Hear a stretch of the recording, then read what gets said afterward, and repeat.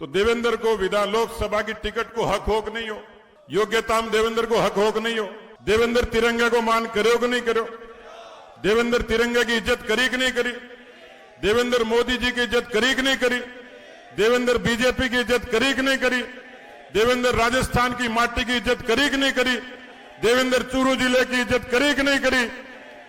तो देवेंद्र ने टिकट मिल गयो तो गुनाह हो गयो कि थाने पूछूं मैं, गुनाह है के, गुनाह है के, गुनाह है के, गुनाह है के। चूरू जिले की माटी में पैदा होके दुनिया के सुदूर देशों में अपने पसीने और परिश्रम से, और जिसके भाले में इतना दम है, जिसके समर्पण और निष्ठा में इतना दम है कि जब उसने राजनीति का दामन थाने की सोची, लेकिन पार्टी के दुरंगे झंडे को और कमल के फूल को गला लगाने की हिम्मत वही कर सकता है जो दुनिया की धरती पर तिरंगे का आन बान शान ऊंचा रख सकता है। मुझे लगता है मेरे से पहले बहुत सारे वक्ताओं ने यहां अपनी अपनी बात कही है। मैं प्रदेश के अध्यक्ष आदरणीय सीपी जोशी जी का अभिनंदन करूंगा इस मरुभूमि पर। मैं आदरणीय अर्जुन मेघवाल जी का अभिनंदन करूंगा, और मैं विशेष अभिनंदन करूंगा प्रवेश साहिब सिंह वर्मा जी को, जिन्होंने किसान के घर में पैदा होकर दिल्ली की कुर्सी पर राज किया और किसानों के लिए संबल बनने का काम किया। इतने धीरे तालियों से काम नहीं चलेगा, इतनी जोरदार बजाओ कि 19 तारीख को ईवीएम भी चरड़ चरड़ बोलने लग जाए और देवेंद्र की पेटी भर जाए।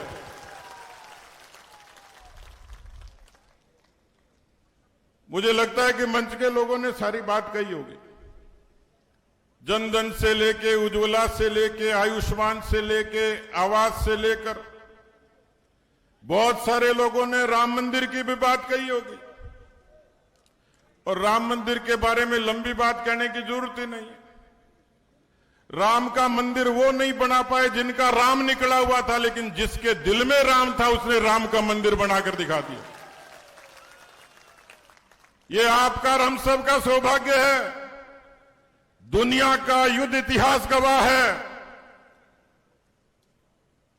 कि वाजपेयी जी के समय में जो युद्ध हुआ था, वो कारगिल का युद्ध पूरे दुनिया के युद्ध इतिहास का अनूठा युद्ध था। और उस अनूठे युद्ध में इस भारत मां की आन बान शान की रक्षा करने के लिए सबसे पहले कोई जवान लड़े, सबसे पहले कोई जवान शहीद हुए तो इस चूरू जिले की धरती के जवान थे। इस धरती पर पैदा होना सौभाग्य है मित्रों। मैं एक बार बीकानेर से आ रहा था, मेरी बगल में दक्षिण भारत के एक सज्जन बैठे थे।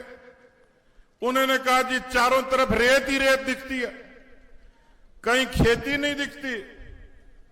मैंने कहा यहां अनाज की खेती कम होती है, शहादत की खेती ज्यादा होती है, और इसीलिए भारत मां की आन बान शान की रक्षा होती है।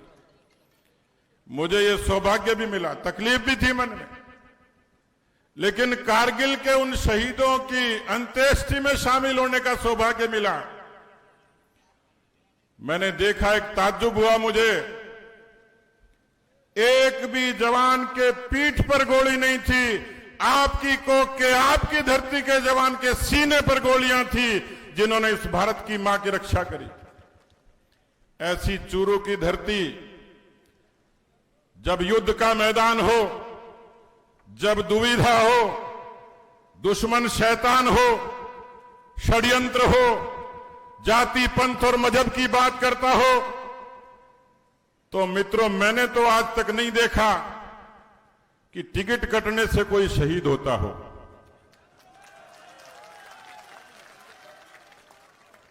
टिकट कटने से कोई शहीद होता, और उस खानदान में भी बता दो जो सीमा के लिए लड़ा होगा। लेकिन 1971 में ले जाना चाहूंगा आपको कि चूरू की धरती पर 1971 में खूनी राजनीति की शुरुआत हुई, उस खानदान से हुई जिसने किसी एक सिटिंग विधायक की हत्या की। आपका दिल अभी भी नहीं माने, लेकिन जिस परिवार के, जिस खानदान के दरवाजे पर सरपंच को लेकर सांसद तक पहुंचा दिया, एक घर के राशन कार्ड के सारे सदस्य प्रधान, प्रमुख और संसद और विधायक बन गए हो, ऐसा पार्टी की रीति नीति में, विधान में आज तक मैंने नहीं देखा। और फिर भी कोई कहे मैं शहीद हो गया, तो ये तो चुनौती है चूरू जिले के लोगों को, ये चुनौती है कारगिल के शहीदों की उस सम्मान और श्रद्धांजलि को कि चूरू जिले का किसान, चूरू जिले का नौजवान, चूरू जिले का कार्यकर्ता किस तरीके का फैसला करता है, बॉल आपके पाले में है। मैं पूछना चाहता हूं, किसी मंच पर तकरीर कर लो, किसी मंच पर बहस कर लो, यदि टिकट कटना सादत होती तो इनाम तो राजेंद्र जी को और मुझे सबसे पहले मिलना चाहिए था। टिकट कटना सादत होती तो 2003 में यह इनाम मुझे मिलना चाहिए था। 2003 की उस सभा को देखिए, जब मैंने कहा भारतीय जनता पार्टी ने मेरे नाम पर विचार किया, मुझे अवसर नहीं दिया, कोई बात नहीं, भारतीय जनता पार्टी मेरी मां जैसी है, मेरा कफन भी होगा तो भारतीय जनता पार्टी के दुरंगे का होगा। नैतिकता, किसानी, परिश्रम, समर्पण, निष्ठा, धर्म तो यह था कि आज वही शख्स यदि देवेंद्र झाझड़िया के और सीपी जोशी के बगल में बैठा होता तो मुझे लगता है कि उसकी शहादत नहीं, उसका मान सम्मान और ऊंचा होता। मैं आप लोगों से पूछना चाहता हूं, लोग चर्चा करते हैं सट्टा का भाव इतना चल रहे हैं, अब आप और मैं तो सट्टा लगाता नहीं, सट्टे का धंधा कौन करता है? ये चुनौती भी आपको है, ये चुनौती भी आपको है। मैं आप लोगों से पूछना चाहता हूं, आपको जवाब देना चाहिए और आपको चौपाल पर जवाब देना चाहिए, उन जबानों पर ताले लगा देने चाहिए जो चौपाल पर ये तकरीर करते हैं कि एक टिकट कटने से कोई शहीद हो गया। मैं आपसे पूछना चाहता हूं, मेरे ख्याल से देवेंद्र का घर देखो, देवेंद्र के माताजी और पिता, माताजी को देखो और उनके परिवार को देखो, देवेंद्र का रहन सहन देखो, देवेंद्र की संजीदगी देखो, देवेंद्र की तिरंगे के प्रति निष्ठा देखो। तो मैं आपसे पूछना चाहता हूं, भारतीय जनता पार्टी ने एक किसान के बेटे को, कोई भाई को सर्टिफिकेट बने हुए के किसान को कि यो ही किसान को हुआ वो और यो ही जाट है, थे देवेंद्र ने जात बार कर दियो के को नहीं करे उन्हें। तो देवेंद्र को विधान लोकसभा की टिकट को हक होक नहीं हो, योग्यता देवेंद्र को हक होक नहीं हो, देवेंद्र तिरंगे को मान करो कि नहीं करो, देवेंद्र तिरंगे की इज्जत करी कि नहीं करी, देवेंद्र मोदी जी की इज्जत करी कि नहीं करी, देवेंद्र बीजेपी की इज्जत करी कि नहीं करी, देवेंद्र राजस्थान की माटी की इज्जत करी कि नहीं करी, देवेंद्र चूरू जिले की इज्जत करी कि नहीं करी। तो देवेंद्र ने टिकट मिल गयो तो गुनाह हो गयो कि थाने पूछूं मैं, गुनाह है के, गुनाह है के, गुनाह है के, गुनाह है के, गुनाह कहेंगे है जी, गुनाह उनको है कि जिन्होंने 33 साल तक सत्ता की मड़ाई चखी, जो कालरी के सरपंच से लेकर हिंदुस्तान की दुनिया के सबसे बड़े लोकतंत्र में 4 बार रहे, 2 बार बेटा रहा। मुझे लगता है सबसे बड़ी चुनौती आप लोगों को यही है कि खानदान की विरासत को उखाड़कर एक देवेंद्र जैसे सहज सरल और सच्चे लोगों के माथे पर तिलक लगाओ। और मैं आपको निवेदन करना चाह रहा हूं, अभी वैसे जब हरलाल जी बोल रहे थे कि दुर्भाग्य होगा तो अर्जुन जी बगल में कह रहे थे, और मित्रों जिस सेना में अर्जुन है तो महाभारत में तो देखो अर्जुन ही जीतता है जी। अर्जुन जी कह रहे थे कोई दुर्भाग्य नहीं होगा, लेकिन चुनाव है, फिड़केबाजी भी बहुत है, षड्यंत्र भी बहुत है। अरे भले आदमी पार्टी छोड़ने से ये पहले ये तो पूछ लेता कि तूने पहले क्या क्या भाषण दिए थे। मैं वो वीडियो देख रहा हूं, ऐसा लगता है इससे ज्यादा कोई संत आदमी नहीं, इससे ज्यादा कोई देशभक्त नहीं, इससे ज्यादा कोई मोदी भगत नहीं। अरे भाई गया तो किसके साथ गया? मैं कोई नाम को नहीं लिया भाई, मैं कोई नाम को नहीं लिया है। और बाजार में कोई स्टोर पर कोई चीज मिले तो यूं लिखे हुआ है बाय 1 गेट 1, एक के साथ एक फ्री। तो चूरू जिलो धर्मशाला है कि भाई एक के साथ एक फ्री मिलेगा, या कोई अंडरवियर की दुकान है कि एक के साथ बनियान फ्री मिलेगी? मेरे से ही पूछ लेते। मैं तो अध्यक्ष रहने के नाते राजेंद्र जी और राम सिंह जी दोनों को पूछ के ही काम करता था। मैंने कहा मैं मेरी पीड़ा तो भूल गया, मुझे पार्टी की इज्जत की फिक्र है। सरदार शहर के उपचुनाव में लड़ने वाले बीजेपी के लोग नहीं थे क्या? सुजानगढ़ में बीजेपी का कमल का चिन्ह नहीं था क्या? गारंटी लेने के बाद भी किस तरीके का द्रोह हुआ मैं कहना नहीं चाह रहा, लेकिन पार्टी बदलनी थी और केवल यही जिद थी। एक बार सलाह करते मैं ये कहता हाथ जोड़कर, अरे भले आदमी ये तो देखो, जिस अटल बिहारी वाजपेयी ने किसान कौम के लिए किसान क्रेडिट कार्ड, फसलों की बीमा योजना, प्रधानमंत्री ग्राम सड़क योजना जैसी योजना दी, राजगढ़ और चूरू के कारगिल के शहीदों को पैकेज दिया, उस नरेंद्र मोदी जी के बारे में सोचते जिन्होंने प्रधानमंत्री किसान सम्मान निधि दी, उस प्रधानमंत्री के बारे में सोचते जिन्होंने खेती का बजट 21,000 करोड़ से 1,25,000 करोड़ कर दिया। मेरे पास कहने के लिए बहुत सारी बातें हैं, लेकिन मंच के लोग मेरे को बार बार देख रहे हैं। हो सकता है वो किसी को कुर्ता खींचने का इशारा भी कर दें। मैं हरियाणा गया था, अब मेरी नौकरी हरियाणा में ही होगी, तो बहुत फोन आने लग गए, रिश्तेदार आजा देख लांगा तने। अरे मन्ना कौन देखो ना भाई।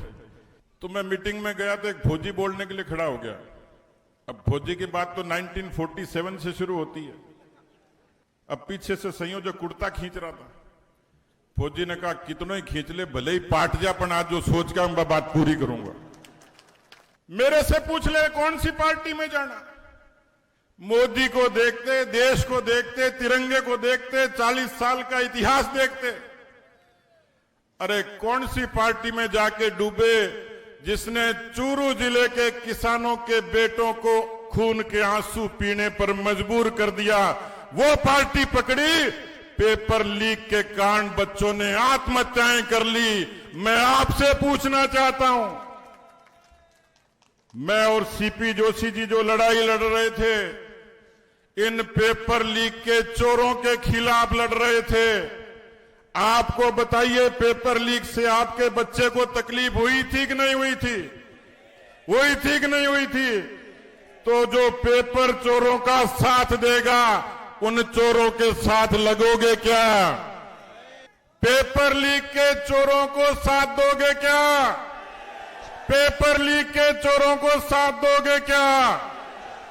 वो सरकार थी 5 साल, 95 लाख मुकदमे राजस्थान की धरती पर हुए। ऐसे अपराधियों का साथ दोगे क्या? जिस सरकार में बड़े बड़े लोग ईडी के दायरे में हैं, जेल जाने से जुगत भिड़ा रहे हैं, ऐसे भ्रष्टाचारियों की पार्टी के उम्मीदवार के साथ जाओगे क्या? मैं यही निवेदन करने के लिए आया था मित्रों। इतिहास को बनते और बिगड़ते देर नहीं लगती है, लेकिन मुझे लग रहा है कि ये चुनाव देश की अस्मिता और सम्मान और स्वाभिमान का चुनाव तो है ही। किस लिए है? इसलिए है कि जब आप चौपाल पर बीड़ी फूंकते फूंकते, ताश खेलते खेलते जब ये कहते थे कोई माई का लाल पैदा होगा क्या जो 370 खत्म करेगा, वो माई का लाल अमित शाह और नरेंद्र मोदी पैदा हुआ, जिसने आपके उन सैनिकों का सम्मान किया। मैं एक वीडियो देख रहा था, आज का ताजा वीडियो। पाकिस्तान में एक 85 साल के हिंदू ने केला खा लिया। वहां के लोगों ने, वहां की हुकूमत ने उसकी बहुत निर्मम पिटाई करी। क्यों करी? कि रमजान के महीने में हमारा रोजा है, तुझे भी अपने रोजे में खाने का कोई हक नहीं है। अरे नरेंद्र मोदी जी की तरफ ही देख लेते, जो सबका साथ सबका विकास करके हर घर के चिराग को रोशन करता है। क्या ऐसी पार्टी के उन नियत के लोगों के साथ जाओगे क्या? और इसलिए मैं अपनी बात खत्म करने से पहले, क्योंकि मेरे पीछे हलचल शुरू हो गई, वो कह रहे हैं ताली बजा रहे, अविनाश जी कह रहे हैं ताली बजा रहे हैं, तो एक अविनाश जी सैनी के लिए जोरदार ताली बजाओ। अच्छा, पिछली मीटिंग में इन्होंने मेरे को गारंटी दी थी, वैसे गारंटी तो एक ही चल रही है आजकल। कौन सी गारंटी? मोदी की गारंटी। तो भैया ये टिकट तो देवेंद्र की मोदी जी की है, राजेंद्र जी का दुन्नू ही नाम लाग रही है। किसकी गारंटी है? किसकी गारंटी है? किसकी गारंटी है? राम मंदिर की गारंटी मोदी की, 370 की गारंटी मोदी की, जनधन की गारंटी मोदी की, उज्ज्वला की गारंटी मोदी की, आवास की गारंटी मोदी की, भ्रष्टाचारियों को जेल डालने की गारंटी मोदी की। तो अविनाश गहलोत जी ने कहा कि चूरू की जिले की जनता जिस दिन 4 जून को देवेंद्र को लाखों वोटों से जिताएगी, उस दिन चूरू के लोगों के दरवाजे अविनाश गहलोत कैबिनेट मंत्री के दरवाजे हमेशा के लिए खुले मिलेंगे। अभी भी बंद नहीं है वैसे, लेकिन चुनाव तक तंग मत करियो। मैं चूरू वाला जानू भाई जी, आ पेंशन बंद होगी, वो ट्रांसफर रह गयो, सगड़ा कर दांगा, चिंता मत करो। मैं यहाँ इतना सारा मंच पर लठ भर का कितना आदमी बैठे हैं बताओ, दिल्ली ताईगा बैठे हैं। तो मैं आप लोगों से निवेदन करने के लिए आया हूं कि ये चुनाव देश की अस्मिता का, स्वाभिमान का, सम्मान का चुनाव है। ये चुनाव 140 करोड़ देशवासियों का चुनाव है। ये उस व्यक्ति का चुनाव है जिसने दुनिया की सबसे बड़ी महामारी में 140 करोड़ लोगों का जीवन सुरक्षित करने का काम किया, उस नरेंद्र मोदी का चुनाव है। लेकिन उनका चुनाव होते होते मैं ये समझ रहा हूं, ये चुनाव अब मैं जो चर्चा देखता हूं, चर्चा सुनता हूं, होता कुछ नहीं, रिजल्ट तो वही होगा। देवेंद्र लाखों वोटों से जीतेगा, कोई आशंका नहीं है। लेकिन जब चर्चा चलती है, अफवाह होती है, तो कोई भोला भोला आदमी उनके चक्कर में आ जाता है। चक्कर में आने की जरूरत नहीं, कोई नहीं है टक्कर में, और पेपर चोर फंस गए चक्कर में। मैं आप लोगों को निवेदन करना चाह रहा हूं कि ये चुनाव, अपनी बात खत्म कर रहा हूं, हरियाणा वाला किस्सा होने वाला है। तो मैं आपको निवेदन करना चाह रहा हूं, ये चुनाव देश का चुनाव, प्रदेश का चुनाव, लेकिन ये चुनाव चूरू की आजादी का चुनाव है, और ये जंग आप लोगों को लड़नी है। फिर ताली दम लगाओ। ये चूरू का चुनाव चूरू की आजादी का चुनाव है, और इस आजादी में भाई देवेंद्र को पूरी मजबूती से, पूरी इज्जत से, पूरी शान से आप भाई देवेंद्र के माथे पर तिलक लगाओ।